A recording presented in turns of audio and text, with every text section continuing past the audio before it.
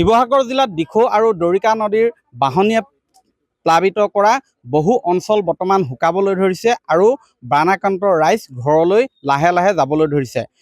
এই বানপানীৰ হ্ৰাস হ'লেও কিন্তু এতিয়াও দুৰ্যোগ সম্পূৰ্ণৰূপে আঁতৰা নাই।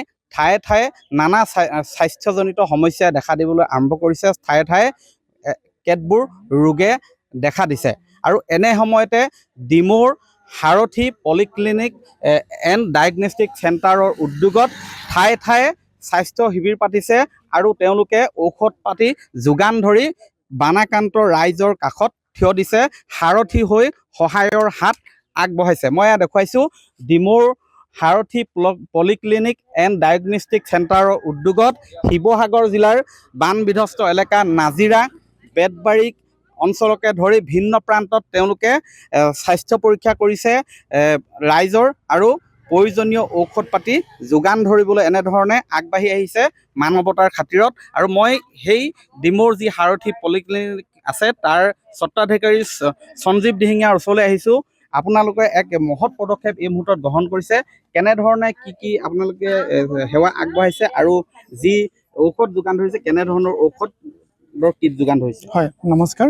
আমি ডিমৌৰ সাৰথি পলিক্লিনিক এণ্ড ডায়েগনষ্টিক চেণ্টাৰ তৰফৰ পৰা আহিছোঁ। আমাৰ লগত চিকিৎসকো আহিছে, আমাৰ ক্লিনিকৰ গোটেই ষ্টাফো আজি আহিছোঁ। আজি যিটো প্ৰাকৃতিক দুৰ্যোগ হ'ল, প্ৰাকৃতিক দুৰ্যোগে যিটো বিভীষিকা সৃষ্টি কৰিলে, এয়া সঁচাকৈ খুব দুখদায়ক, অতি বেদনাদায়ক। আমি খুব মৰ্মাহত হৈছোঁ। এই ক্ষেত্ৰত আমি এতিয়া এই যেতিয়া বানটো আমাৰ শুকাই গৈছে, তো এতিয়া বেমাৰ হোৱাৰ সম্ভাৱনা প্ৰায় বেছি। সেইকাৰণে আমি চিন্তা কৰিছোঁ কি যে কিছুমান মেডিচিন কিট আমি দিয়া চিন্তা কৰিছোঁ।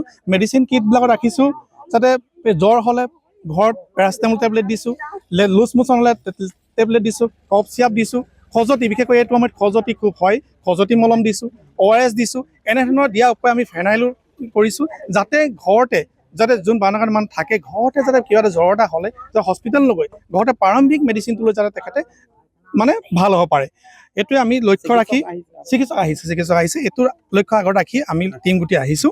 আৰু ভগৱানৰ ওচৰত এইটোৱে প্ৰাৰ্থনা কৰোঁ যাতে বানে যিখিনি আমাৰ দুৰ্দশা কৰিলে যাতে আৰু বেমাৰ আজাৰ যাতে মানুহবোৰক আৰু নহওক, সেইটোৱে ভগৱানৰ ওচৰত আমি কাতৰে প্ৰাৰ্থনা কৰিছোঁ। মই এগৰাকী চিকিৎসক আছে, অকণমান মই সময় ল'ব পাৰোঁ নেকি ইয়াৰ মাজতে? এই সময়ছোৱাত সাধাৰণতে কি ৰোগ দেখা দিব পাৰে?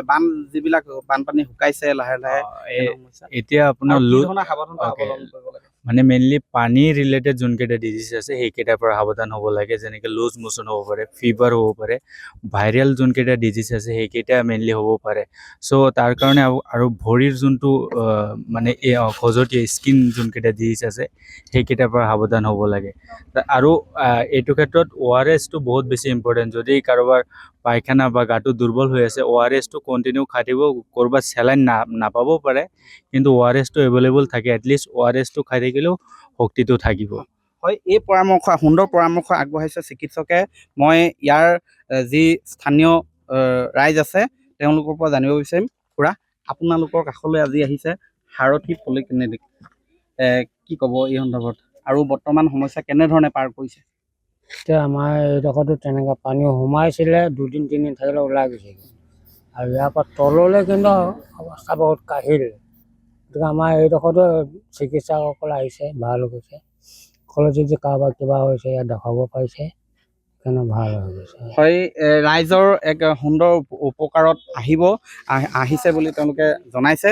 মই আন যিসকল কৰ্মী আছে তেওঁলোকৰ পৰাও ভাষ্য ল'ম, কিন্তু তাৰ পূৰ্বে মই পৰিৱেশটো দেখুৱাইছোঁ। এয়া হৈছে শিৱসাগৰৰ জিলাৰ নাজিৰা বেতবাৰী অঞ্চলকে ধৰি এনেধৰণে কেতবোৰ অঞ্চলত এই ডিমৌ সাৰথি পলিক্লিনিকে এনেধৰণে চিকিৎসাৰ বাবে প্ৰয়োজনীয় ঔষধ পাতি চিকিৎসা শিবিৰ আয়োজন কৰিছে। লক্ষণীয় যে বানত হাজাৰ হাজাৰ পৰিয়াল আক্ৰান্ত হৈছে, আচলতে সৰ্বশ্ৰান্ত হৈছে। ইয়াৰ মাজতে বহুকেইটা সংগঠন তথা অজস্ৰ সংগঠন দল সংগঠনে সহায় কৰিছে, বিভিন্ন ব্যক্তিয়ে সহায় কৰিছে এই বানাক্ৰান্ত লোকসকলক। অসমতে নহয়, অসমৰ বাহিৰৰ পৰা আহিছে।